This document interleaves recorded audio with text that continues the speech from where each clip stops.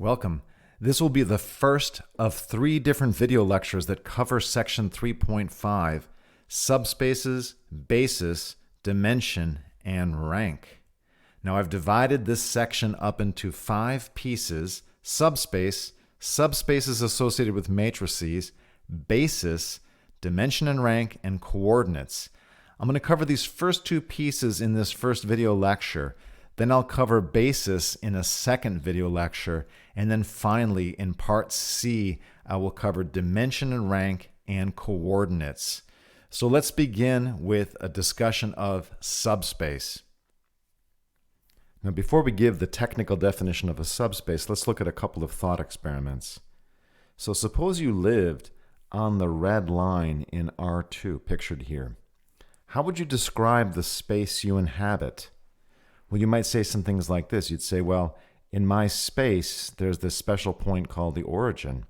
And we also have this direction u that we specify.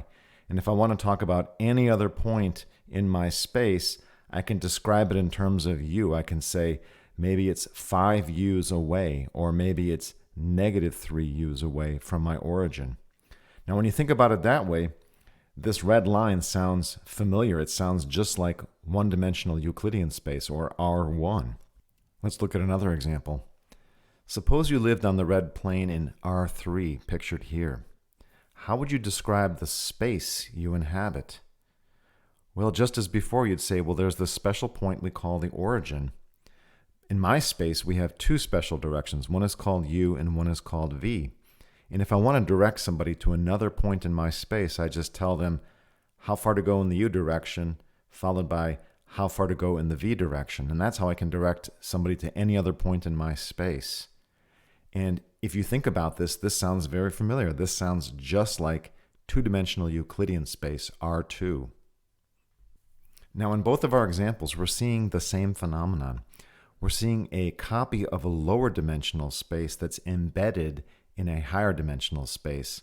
We're seeing a copy of R1 embedded in R2, or a copy of R2 embedded in R3.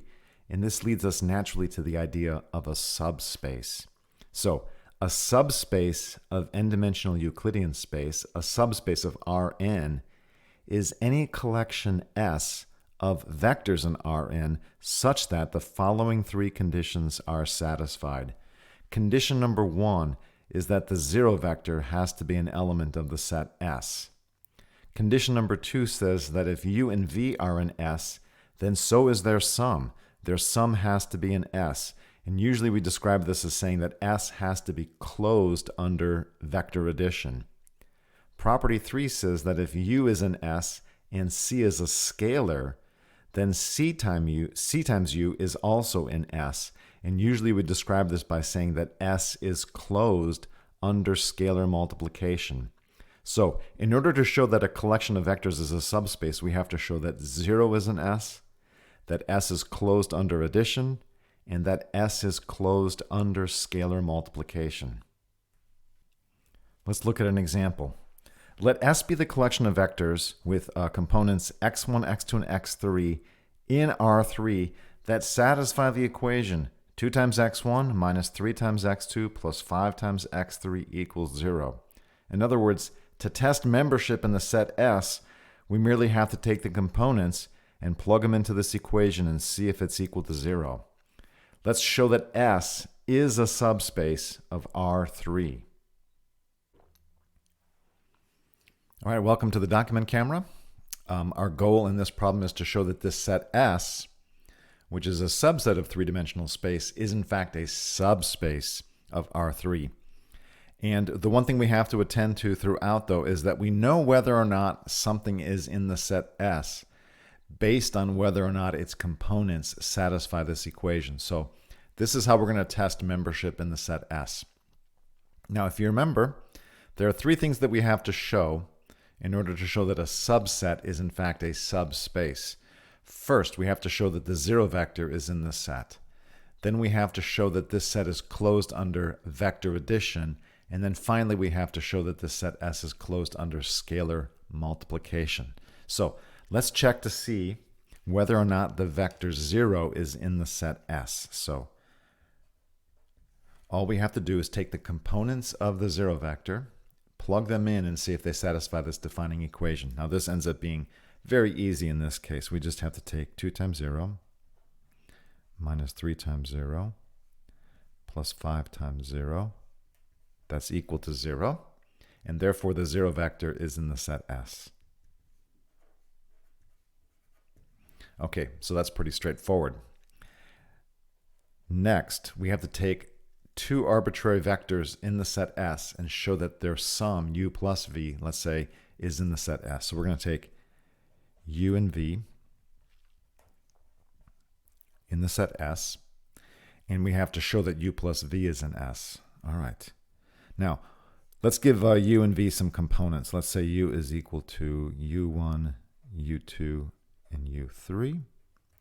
And let's say that v is equal to v1, v2, v3.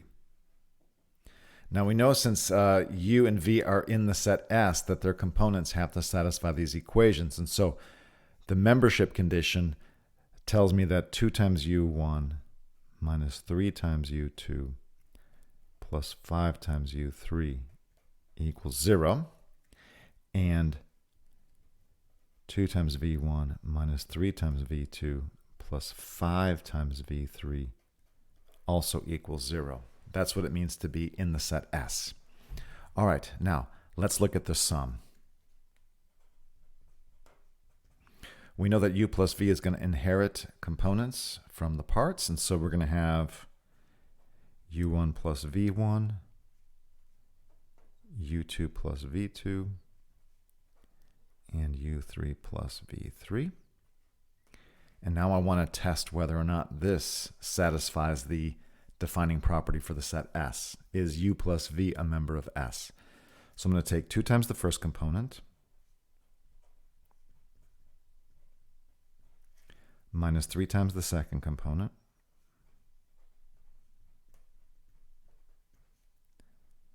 plus 5 times the third component. And now I have to see if this is equal to 0. Now one thing I can do is distribute the 2, distribute the negative 3, and distribute the 5, and then I'm going to collect together the terms that are like each other. So I'll collect the u terms together and the v terms together. So we can simplify this as 2u1 minus 3u2 plus 5u3. That'll take care of these terms. And then I can collect 2v1 minus 3v2 plus 5v3. That'll take care of all the v terms. Okay, so I can rewrite this as this, but this reveals something to us, right? We can see in this that this is, right, because u is a member of S, this is going to be 0, and because v is a member of S, this is going to be 0. And so this is just equal to 0 plus 0 or 0. All right, that shows that u plus v, since it satisfies the membership equation, u plus v is a member of S. And so the way we would say this technically is that S is closed under vector addition. Now, final step. We have to show that S is closed under scaling. All right, so we have to take a vector u and some scalar. All right, now as before, let's assume that u has some components, u1, u2, and u3. And we know that u is a member of S, and so we know that 2u1 minus 3u2 plus 5u3 equals 0 because it's in the set S. All right, let's look at C times u.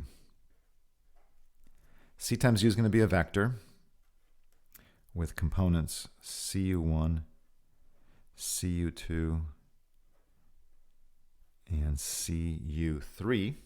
And now we have to see if this vector is in the set S. Does it satisfy the defining equation? So we're going to take 2 times the first component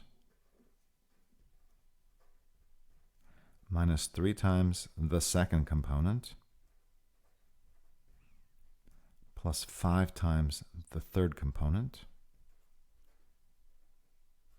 And we're going to work on this. Now, one thing we can see is that every one of these terms has this scalar c in common, right? So we're going to factor that out. And I'll be left with 2u1 minus 3u2 plus 5u3. Okay?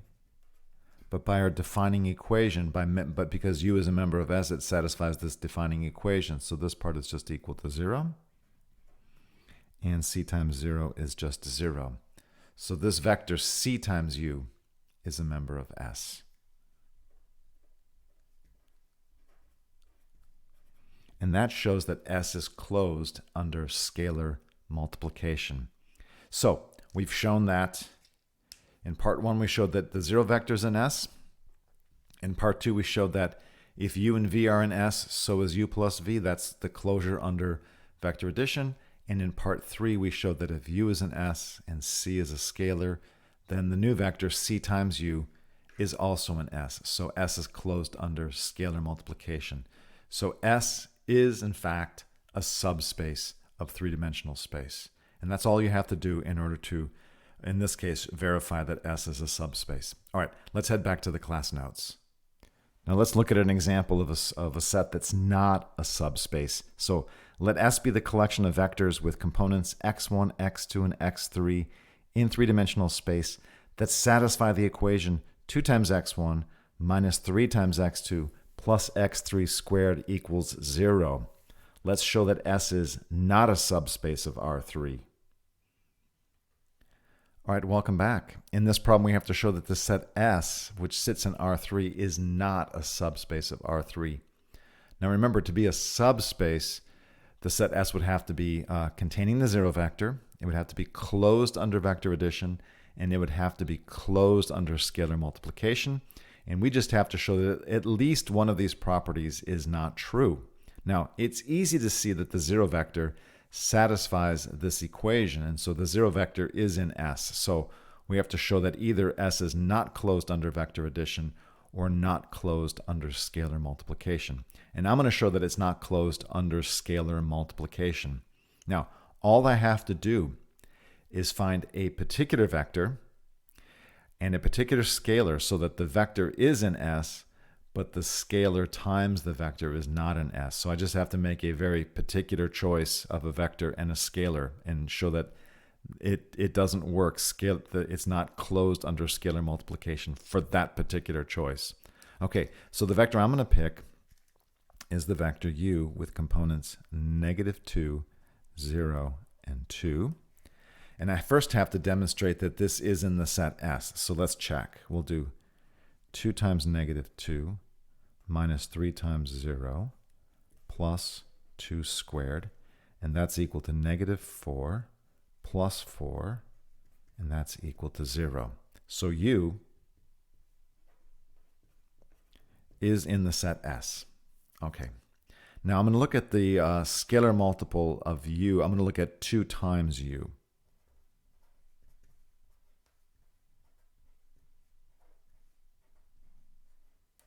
Okay. Now, if S really were a subspace, this vector 2 times u would still be sitting inside S. And we just have to show that 2 times u is not in S. Okay, so let's check the defining equation. 2 times -4 minus 3 times 0 plus 4 squared. That's equal to a -8 plus 16, which is equal to 8. And the main thing is that that's not equal to 0. So the conclusion we draw from that is 2 times u is not in S. And that means that S is not closed under scalar multiplication. And that means that S is not a subspace of R3.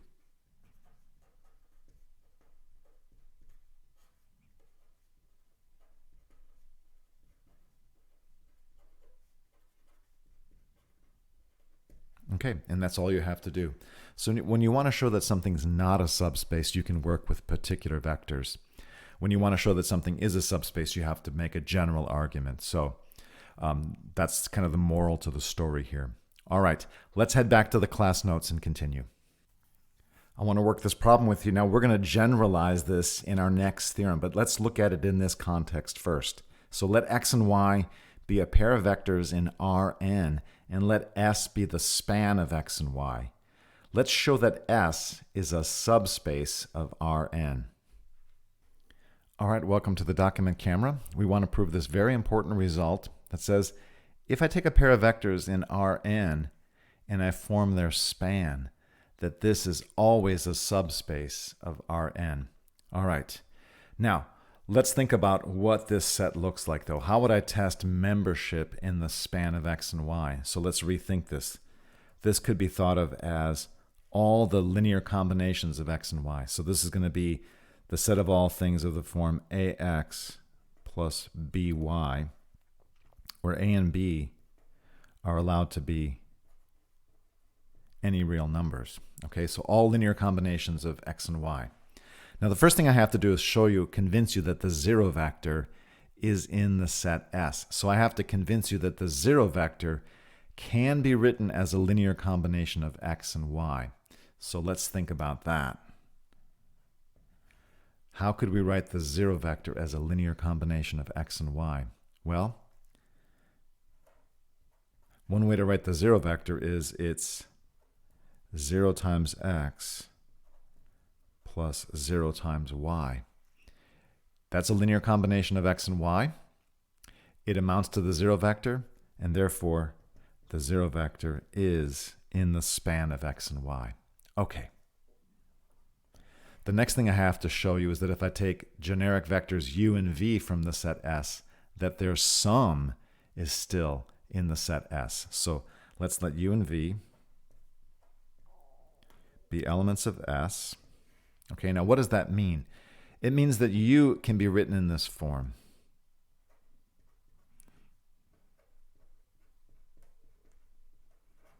And it also means v can be written in this form, obviously with some possibly different choice of scalar. So let me call those alpha x and beta y. But the point is, both u and v can be written as linear combinations of x and y. Now we have to see if u plus v is in the set S.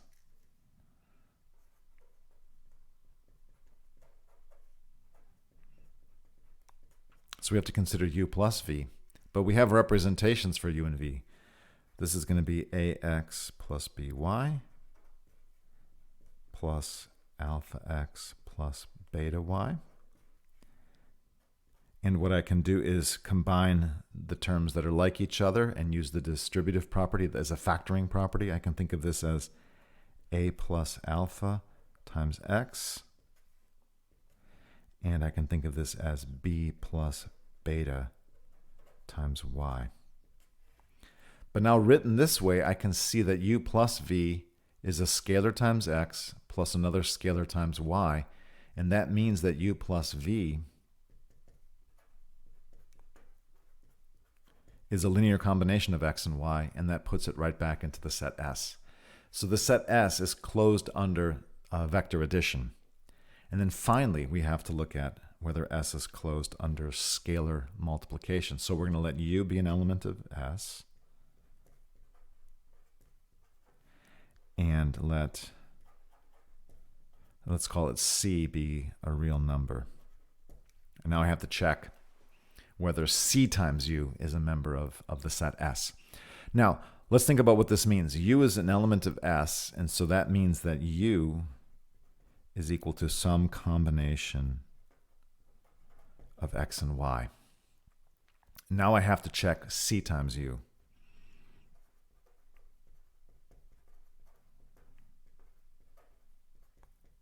But we have a representation for u. It's ax plus by. And I can distribute the scalar.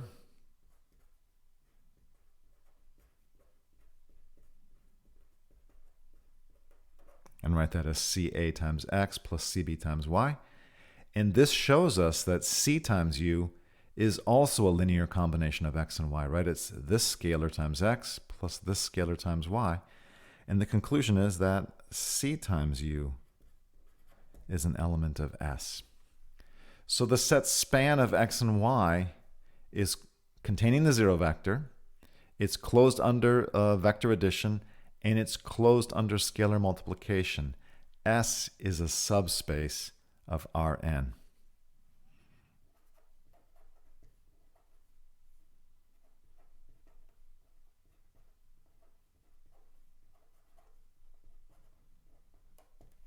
Okay, S is in fact a subspace of Rn. In fact, it's a very important subspace.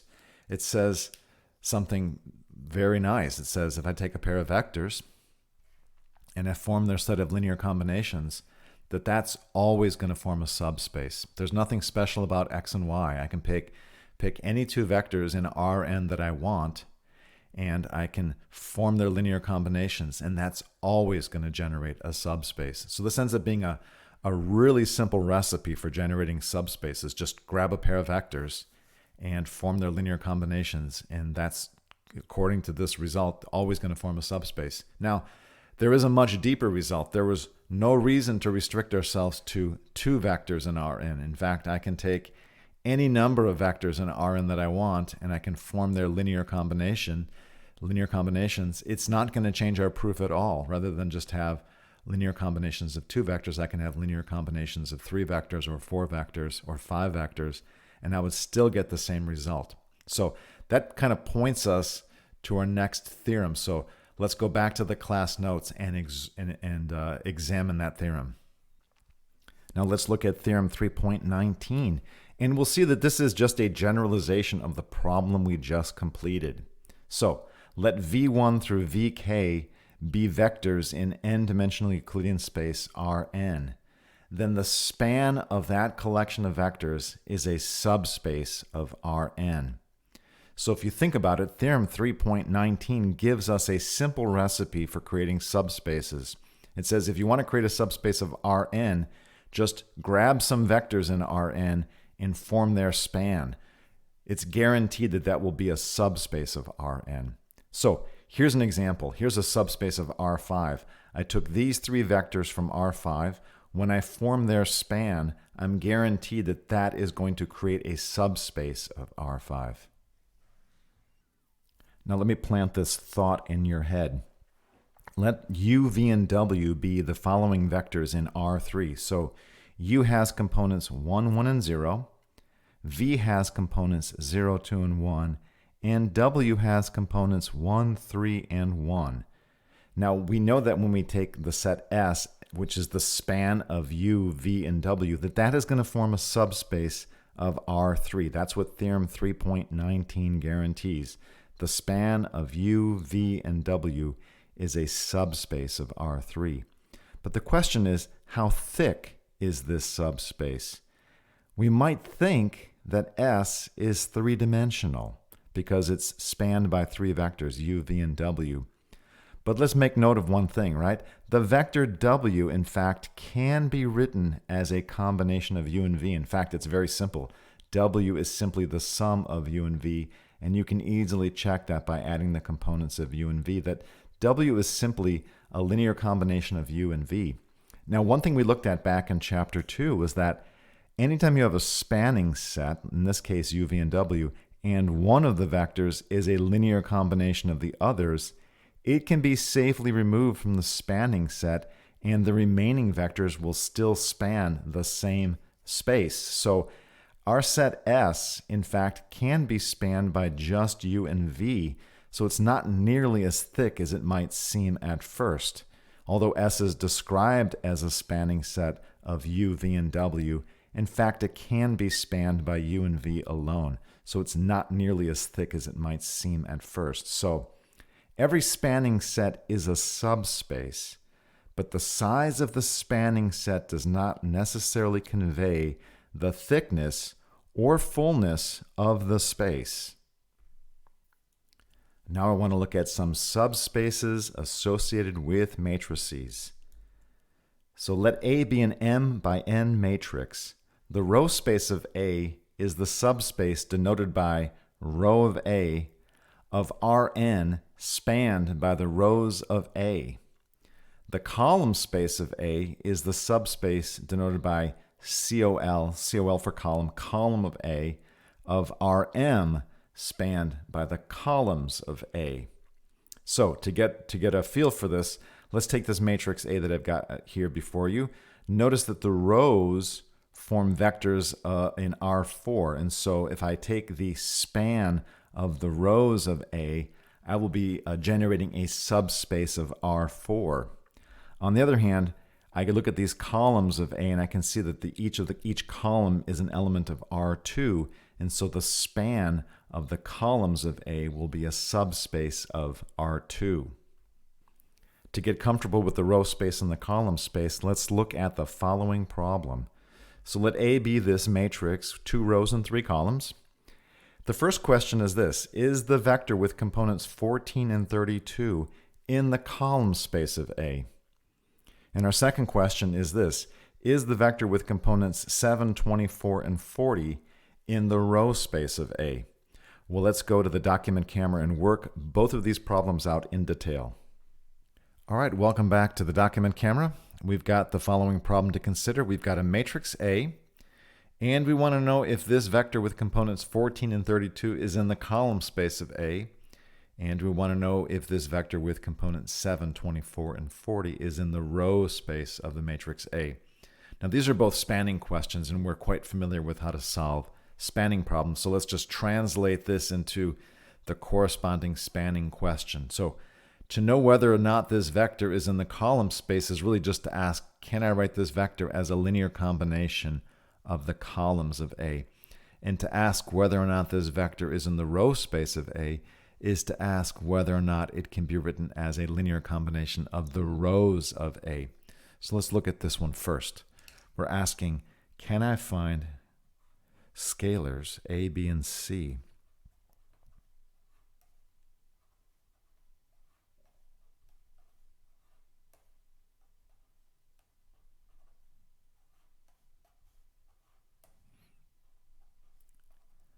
that satisfy this vector equation? So can I scale the columns to produce this vector with components 14 and 32? Now, we've studied this problem in some detail, so we know that we can quickly pass to the augmented matrix and solve this problem through row reduction.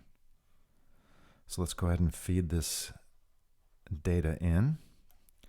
Now, I've done the row steps. I'll spare you the tedium of calculating all the row operations required. I'll get this down to the reduced row echelon form. It's going to look like 1, 0, negative 1, 2, and 0, 1, negative 2, 4. Okay? So that's the reduced row echelon form. Remember that our columns correspond to the variables A, B, and C.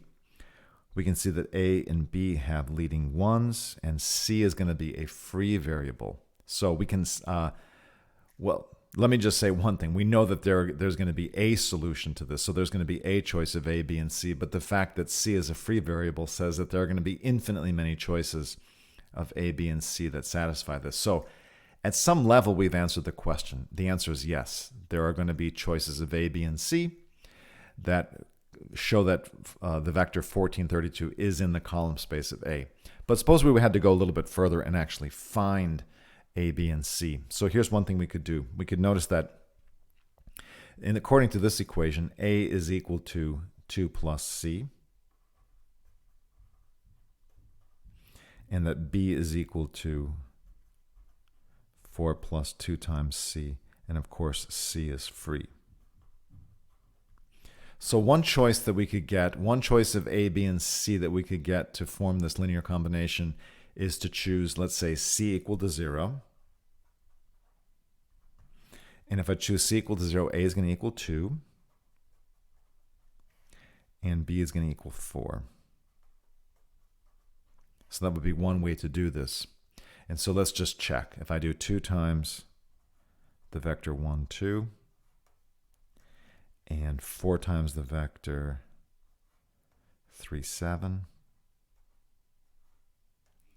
and 0 times the vector negative 7, negative 16, we find that we get 2 plus 12, 14, and 4 plus 28, 32. So that clearly shows that by choosing this set of scalars, a equals 2, b equals 4, and c equals 0, that we can show that the vector 1432 is clearly spanned by the columns of the matrix A. You could make another choice of A, B, and C by, for instance, setting C equal to 1. And that'll make A equal to 3. And it'll make B equal to 6. And you can check that that works as well. So if you take the columns of A using these scalars instead, you'll also get to 1432 in a slightly different way. So 1432, this vector is in the column space of A. In fact, there's many ways of taking the columns of A and producing that vector 1432. All right, let's check this problem now. Now we've got a different problem. Now we have to think of writing this vector as a linear combination of the rows. And here it helps to think of the transpose. It helps to think of the problem in this form. Can I take this first row? Can I take a multiple of that first row, add it on to a multiple of the second row?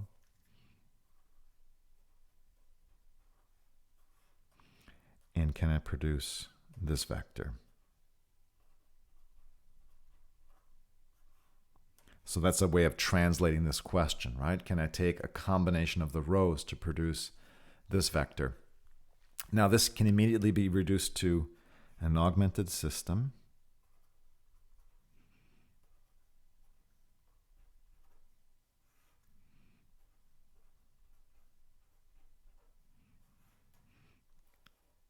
And a sequence of row operations would ensue. And I've already done the work, and this boils down to 1, 0, 1, 0, 1, 3, 0, 0, and 95. And when we get down to this very last equation, we can see that this system is inconsistent.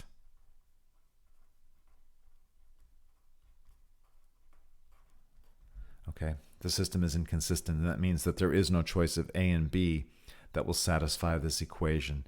So the answer to this question is a clear no, and the answer to this question is that there is a clear yes. Okay, so hopefully that reminds you of some of that work we were doing back in chapter 2 and how we can see it showing back up again now in the context of showing whether or not a given vector is in the column space of A or in the row space of A. All right, let's go back to the class notes and continue. Our next theorem, theorem 3.20, is an incredibly powerful result. Let B be any matrix that is row equivalent to a matrix A. Then we're saying that the row space of the matrix B is the same as the row space of the matrix A. Now let's remember what this language means. To say that B is row equivalent to A says that I can start with the matrix A and perform a sequence of elementary row operations and arrive at the matrix B. And so it's saying that the row space is always preserved under sequences of elementary row operations. So as I transform A into B through a sequence of elementary row operations, the one thing that's preserved along the way is the row space. Now, one of the matrices that you can arrive at through elementary row operations is the reduced row echelon form. So in most of our applications, we're going to begin with the matrix A and find its reduced row echelon form. A and A star are always row equivalent. And so what theorem 3.20 is saying in this context is that the row space of the matrix A is the same as the row space of its reduced row echelon form. And that has some powerful consequences. All right, welcome to the document camera. We're going to look at the proof of theorem 3.20. Now, I'm not going to give you a completely general proof. I'm going to simplify it in a couple of ways. First, I'm going to assume that the matrix A in question here only has 3 rows. That will allow us to kind of concentrate on what's going on here without getting lost in the notation. And the second thing is, I have to show that if I do a row operation on A and transform it into a matrix B, that the row space of B and the row space of A are equal to each other. Now there are three different row operations that I could perform on A, so there would have to be three different cases. I'm only going to look at one of those cases, and it's in fact the most complicated case. So we'll just look at what the effect of a type 3 operation is on this matrix A, and I'll leave you to think about row switching and simple scaling. All right, those in fact are much easier. So I am simplifying the proof of theorem 3.20, but not in any way that would keep you from generalizing it. Okay, all right, so let's take a look at the effect of a type 3 row operation on the matrix A. And so let's think about what would happen, for instance, if I did 2 times row 1 added on to row 2. All right, that's going to transform this matrix A into a new matrix. We'll call it B. We know that row 1 is not changing. We know that row 2 is going to look like U2 plus 2 times U1. And row 3 will just be the same, U3. Now we're going to call this matrix B. It's row equivalent to the matrix A. It's one row step, one row operation removed from the matrix A. Now, we have to show that the row space of A and the row space of B are the same.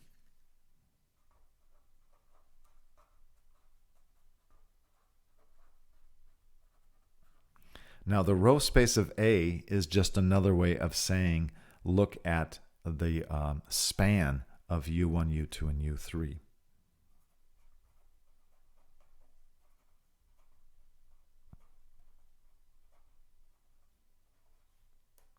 And the row space of B is just the span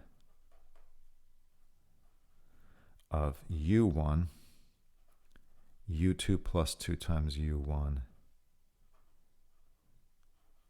and U3. All right, now, if I want to show that two sets are equal to each other, the classic way of doing this is to say, take a typical element of this left-hand side and show that it's contained by the right-hand side. And then take a typical element on the right and show that it's contained by the left-hand side. So there's going to be two halves to the proof. All right, so let's take something out of the row space of A, or equivalently out of the span of U1, U2, and U3. All right, so let X be in the row space of A, or equivalently in the span of U1, U2, and U3. So that means that X can be written as a linear combination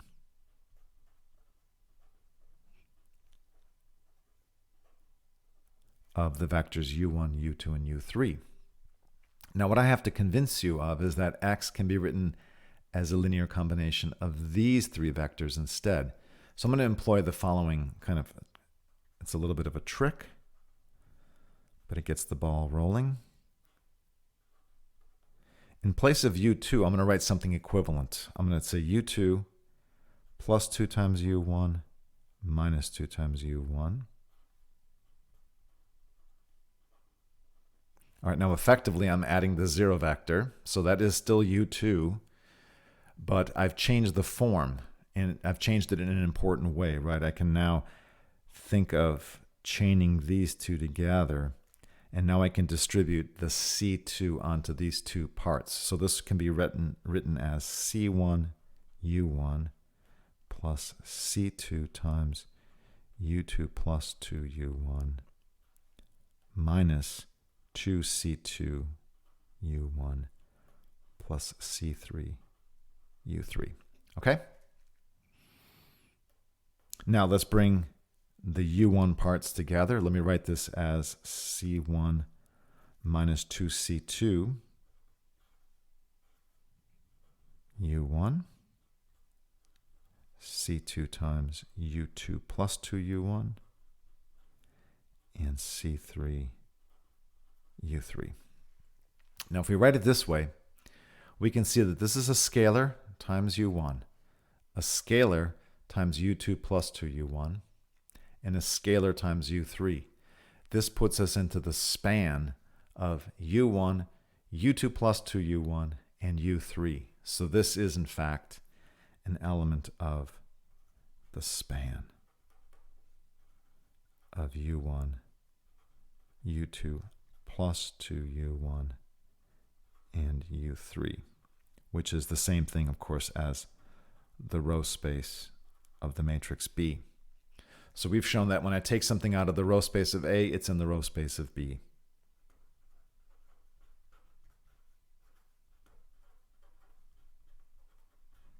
So we've got our set containment going in one direction. The row space of B contains all of the things in the row space of A. Now all we have to do is reverse the roles. Now I'm going to take something out of the row space of B and show that it's in the row space of A. That's a similar argument, but in fact it's the easier half. So let's do that.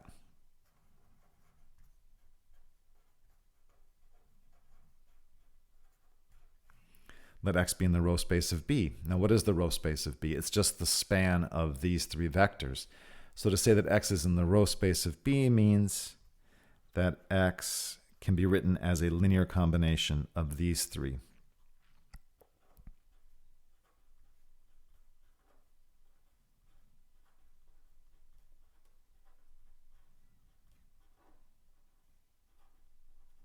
So there's some choice of scalars. I'll call them gamma 1, gamma 2, and gamma 3. So by scaling these three vectors appropriately and adding them together, I can form the vector X. That's what it means to be in that row space.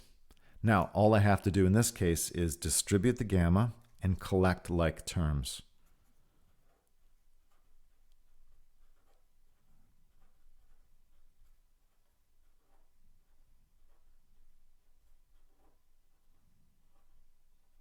Okay, so u1 will be scaled by gamma 1 plus 2 gamma 2.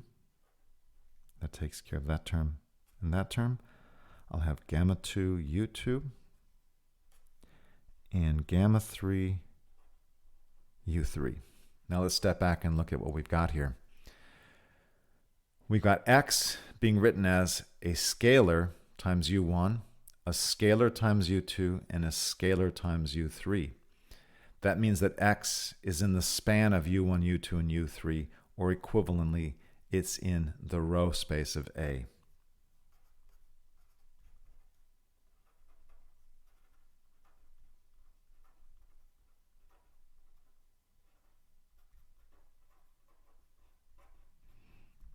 Okay? Now another way of looking at this is we've started with a typical element in the row space of B, and we've shown that it's in the row space of A, and that shows that the row space of B is contained by the row space of A. And if I put these two thoughts together, right, if the row space of A is contained by the row space of B, and the row space of B is contained by the row space of A, that leads us to the following conclusion, right? That the row space of A and the row space of B must contain exactly the same elements, and that means that they're equal as sets, okay? And that's exactly what theorem 3.20 is telling us, right? The effect of a single row operation will have no effect on the row spaces. The matrix A and the matrix B being row equivalent will have exactly the same row spaces. All right. Now, we've only done the proof for a type 3 operation. Hopefully you can take what you've learned here and adapt it easily to a row switch. That's actually quite easy. Or a scaling of a single row by a non-zero number. And I think you'll find that both of those are significantly easier than the example we did. So I will count theorem 3.20 as being proved. And what we're going to do is we'll just explore how theorem 3.20 opens up some new ideas for us. Okay, so this will be an important tool in our analysis as we move forward. So let's head back to the course notes and continue. Let's put theorem 3.20 to work. Let's use row reduction to give a simple description of the row space of the matrix A. So join me at the document camera and we'll look at the solution to this problem. All right, welcome to the document camera. The problem before us is to use row reduction to write a simple description for the row space of A. So as it stands, we could think of the row space of A as simply the subspace spanned by the rows of this matrix. But our theorem 3.20 tells us that a matrix that's row equivalent to A will have the same row space. And so what we're going to do is we're going to use elementary row operations to produce a sequence of equivalent matrices, row equivalent matrices. Will go all the way down to the reduced row echelon form. And the row space of that reduced row echelon form, according to theorem 3.20, will be the same as the row space of this matrix A. So this should give us a simpler description. So let's go ahead and, well, I've done all of this work off camera, but we'll go ahead and examine the reduced row echelon form. So there's a series of elementary row operations, and you guys are quite familiar with that now.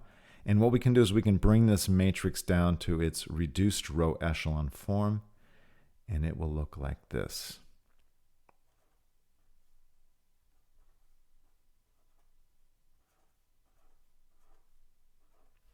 Okay, and we'll call this matrix, we'll call it A star, the reduced row echelon form of A. Now, according to theorem 3.20, the row space of A and the row space of A star are going to be equivalent because I'm getting from A to A star each time by doing an elementary row operation. And so that row equivalence will show us that the row spaces are going to be preserved all the way along in chaining A to A star. So these two are the same. Now we do see one thing that makes this simpler, right? We see that A star contains a row of zeros, and there's no reason to ever include a row of zeros in a spanning set. That does nothing to help you span anything. So the row space of A star is simply the span of those two rows. And so we have seen something, there's something that's decidedly simpler here, right? We're saying that the row space of A and the row space of A star are the same, and yet the row space of A star can be clearly spanned by two rows instead of three. And so that's already a simplification, right? So the row space of A, although formally defined as the span of these three rows, in fact is equivalent to the span of these two rows.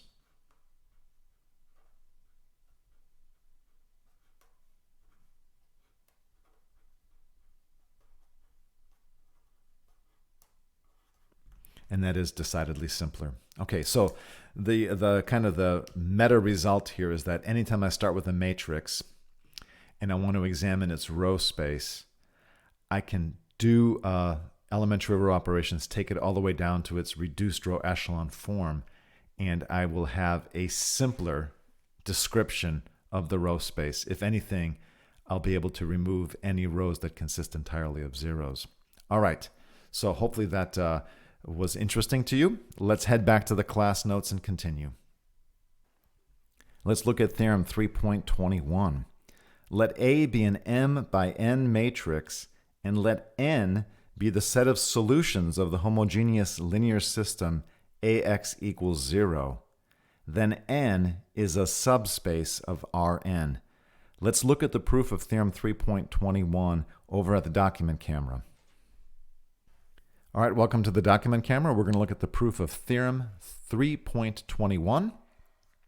And here's the context for this theorem. A is an M by N matrix, and I'm forming a set N by looking at all the vectors in n-dimensional space, in Rn, that satisfy A times that column vector equals the zero vector. So this is our defining property for the set N. This is how we test whether something's in the set N or not. Now, to show that N is a subspace, we have to show three things, right? That the zero vector is in there, that N is closed under addition, and that N is closed under scalar multiplication. So let's check each of these three conditions. All right, I want to test whether the zero vector satisfies this condition. So I'm going to take the matrix A times the vector, a column vector of zeros. And when I form this matrix multiplication, I'm going to get the zero vector coming out. And so this shows that 0 is in the set N. And so that is our first condition satisfied. Okay, now condition 2. Let U and V be vectors in N. Now, what does that mean? That means that when I take the matrix A times the vector U, I get the 0 vector. And when I take the matrix A times the vector V, I get the 0 vector. That's membership in N. Okay, now I have to test the vector U plus V. I want to know, is this vector in N? And so I have to test it against the defining property for membership in N. I have to take this vector and multiply it by the matrix A on the left. Now we know that matrix multiplication distributes, so this will be AU plus AV. But AU is the 0 vector, and AV is the 0 vector, and the sum of 0 vectors is 0. And so this shows that U plus V satisfies this defining property. So U plus V is an element of N. And that demonstrates closure under addition. If I take U and V in N, their sum is also in N. Finally,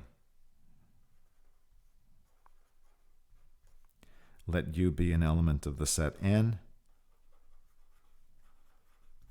and let C be any scalar, any real number.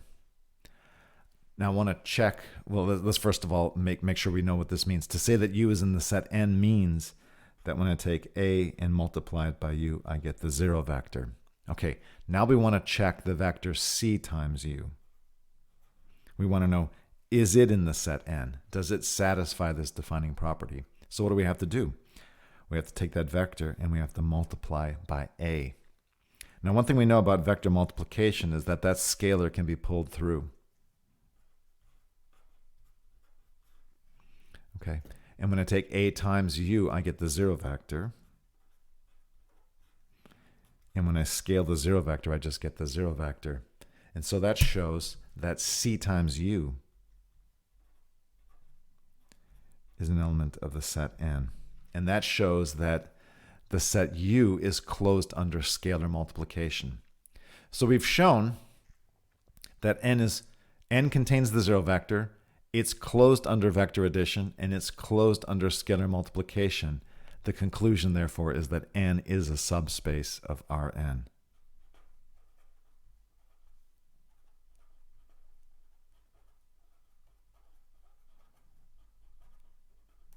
And that's what Theorem 3.21 was asserting.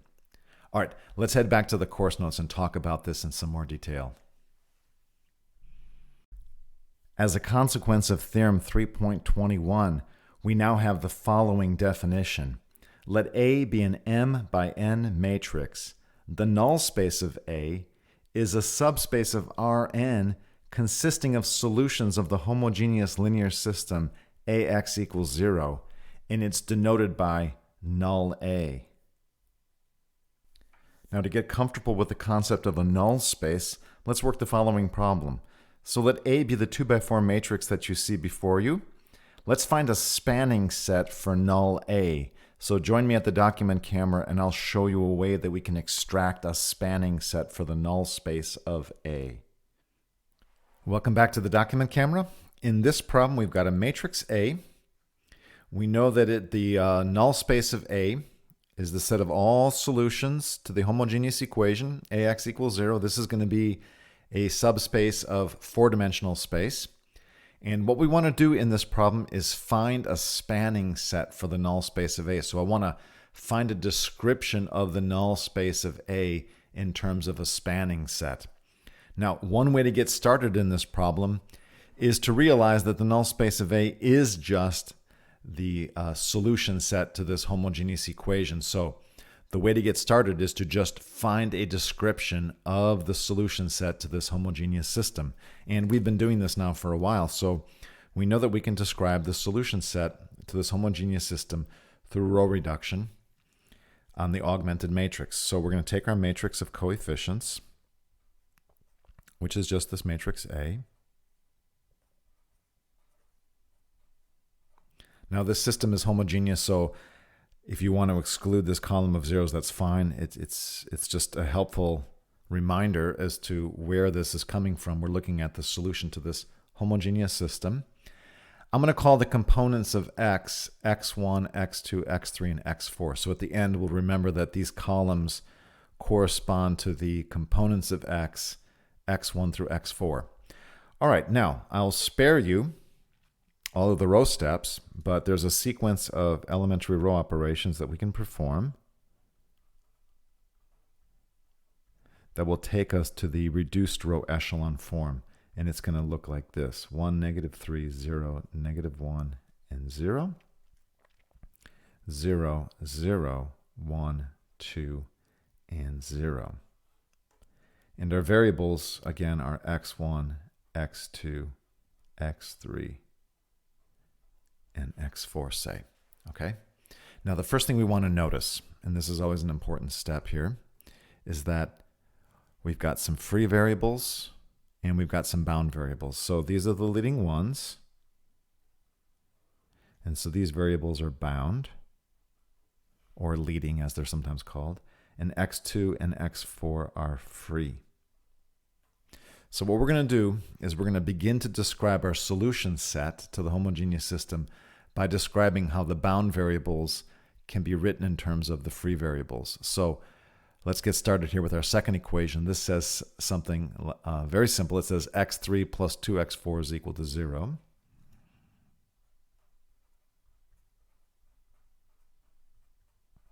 And that says that x3 can be written as a -2x4. Okay, so our bound variable is being expressed in terms of a free variable. Our first equation is saying something fairly straightforward. It says x1 minus 3x2 minus x4 is equal to 0, so that x1 is equal to 3x2 plus x4. So our bound variable is being expressed in terms of our free variables, in this case x2 and x4. Now x2 and x4 are free, so they're just going to take on any values that we want. And of course, once we know the values of x2 and x4, we can then find x1 and x3 according to these equations. But let's set up our solution set this way. Let's say that we're going to look at all solutions of the form x1, x2, x3, and x4. Let's say that x2, this free variable, takes on the value s, and let's say that x4 takes on the value t. So those are parameters that are free to vary. x1 will be 3s plus t, and x3 will be minus 2t. Now in vector form,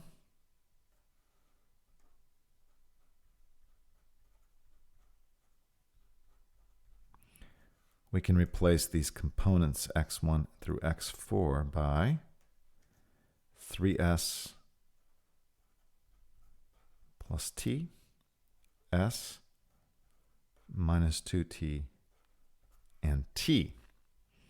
And now what I can do is another step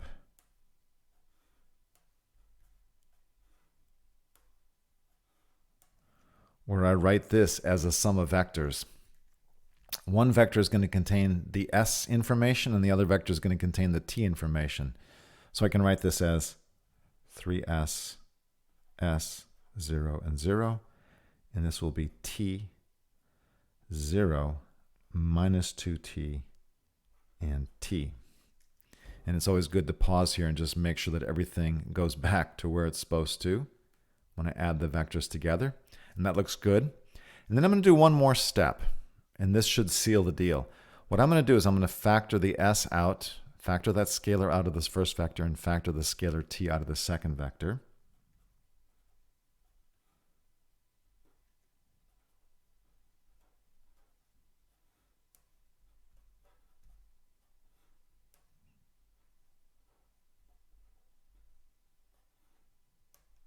Okay?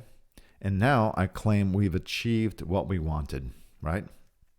Because we said if x1 through x4 is a vector that satisfies the homogeneous equation, then it can be represented as a linear combination of the vector 3, 1, 0, 0 and the vector 1, 0, -2, 1. In other words, the null space anything in the null space is a linear combination of these two vectors. So we're saying the null space of the matrix A is the span of 3, 1, 0, 0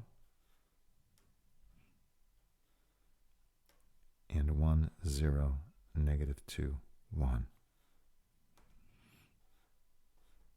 Okay? And that's the solution. This is a tried and true method for taking a matrix A and working out a spanning set for the null set. So if we want to review what we did, we took the matrix A, we recognized that the null space just consists of all the solutions to the homogeneous equation AX equals 0. We worked out our solution set for the homogeneous system. So this is the kind of thing that we were doing in the previous chapter. But the new wrinkle is this, right? When we write out our solution to the homogeneous equation, we can recognize that it's all linear combinations of some pair of vectors.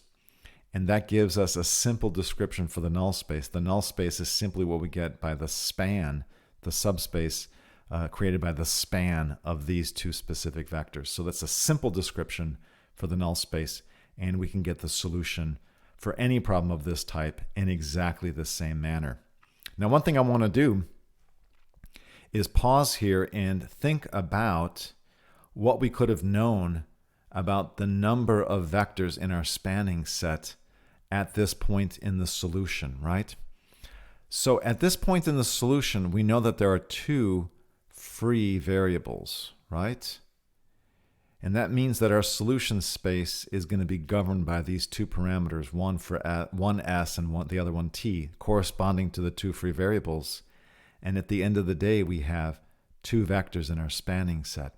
So one thing we know that the result of this kind of method is that the number of free variables that we have at the end here is going to govern the number of vectors in our spanning set. So we want to make note of that since there are two free variables here, that's going to give us these two vectors here in our spanning set for our null space. So that's something that we're going to want to make note of later. So let's just kind of pay attention to it now that we can kind of know ahead right at this point in the solution that the two free variables are going to produce two vectors in the span of our null space.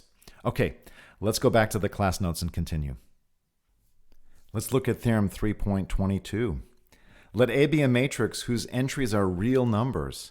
For any system of linear equations AX equals B, exactly one of the following is true. A, there is no solution. B, there is a unique solution. And C, there are infinitely many solutions. Let's go to the document camera and investigate the proof of theorem 3.22. All right, welcome to the document camera. We're going to look at the proof of theorem 3.22, but first let me tell you a little story about this system of equations. So one day in school, the class was told to go home and find solutions to this system of equations. And I went home and found a solution, my friend went home and found a solution, and we called each other that night to announce that we had found solutions and we were going to share our solutions the next day.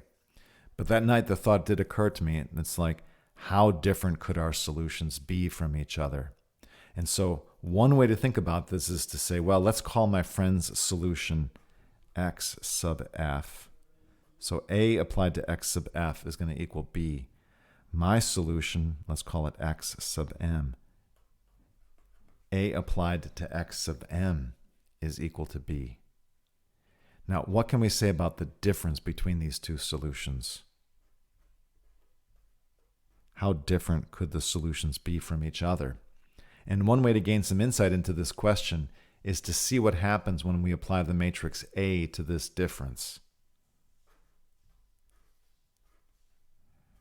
Now we know that matrix multiplication is distributive.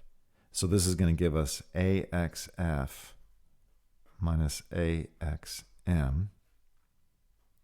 And since both of these are solutions to the equation AX equals B, they're both going to be equal to B.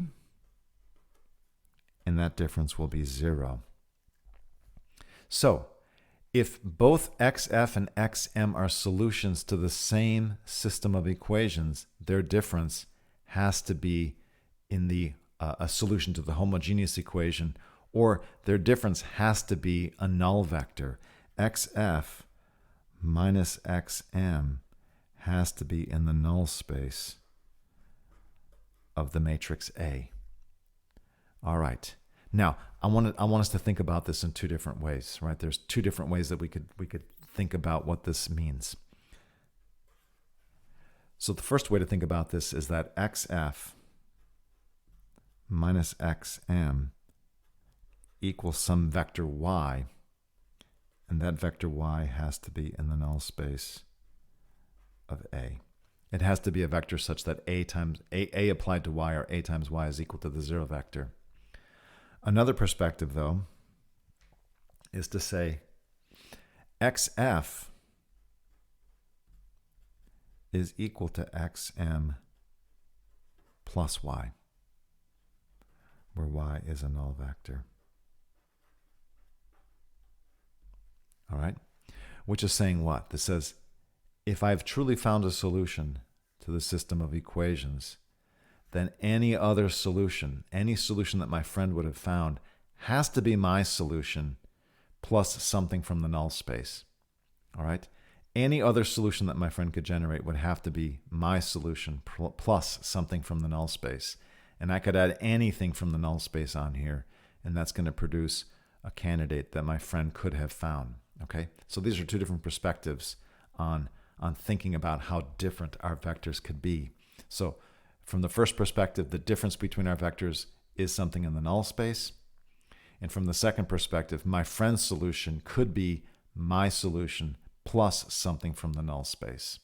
Okay, now let's think about the proof of theorem 3.22 in light of this story. So we want to know something about the solution set to the system AX equals B. And what theorem 3.22 is saying is that there's only three things that can happen, right? And we can see this by just looking at the answers to two fundamental questions. So the first fundamental question we want to ask when we're confronted with a system of equations is the system consistent?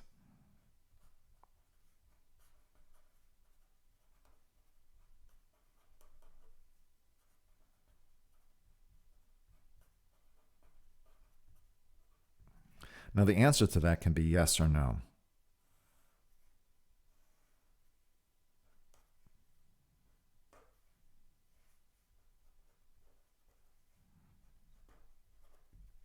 Now, if the answer is no, then we're done because there is no solution.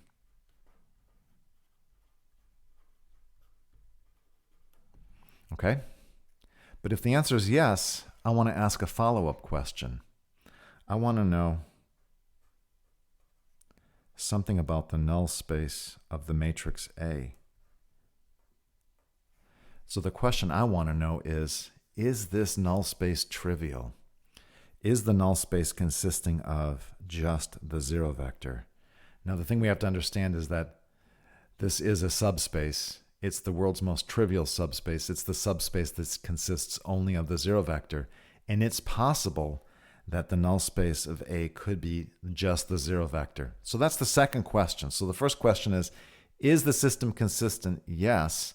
Now I want to know, is the null space of the matrix A just the zero vector?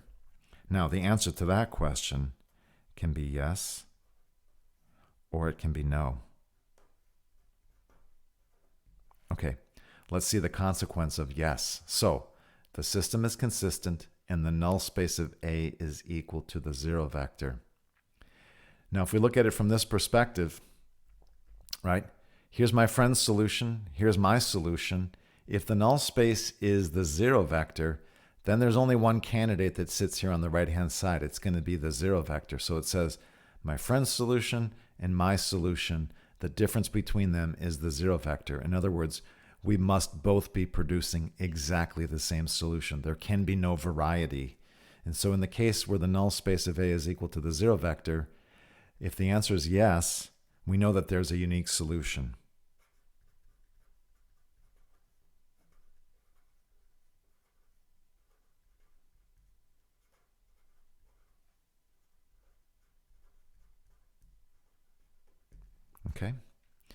Now let's look at the case where the answer is no. If the null space of A is not just the zero vector, that means there's something in the null space of A other than the zero vector. And once there's something in there other than the zero vector, once this is richer than just the zero vector, there are infinitely many things in the null space because I can take any non-zero vector and I can look at all of its possible scalings. So if the null space of A is not the zero vector, if the answer is no, then we know that the null space of A contains infinitely many elements.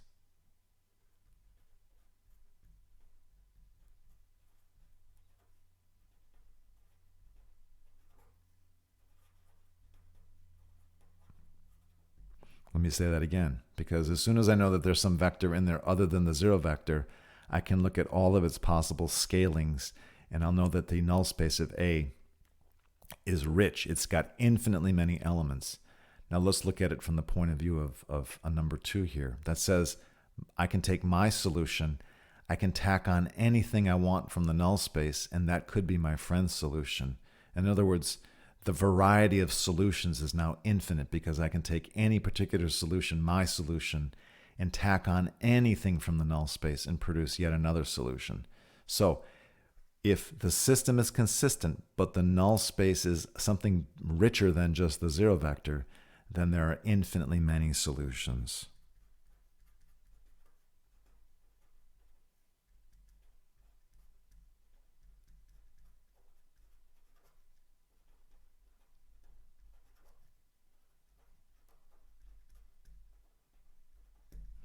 Okay, and that's what theorem 3.22 is saying. It's saying there's no solution, there's a unique solution, or there are infinitely many solutions. And we can think about it proceeding by just how these two, the answers to these two questions come about, right?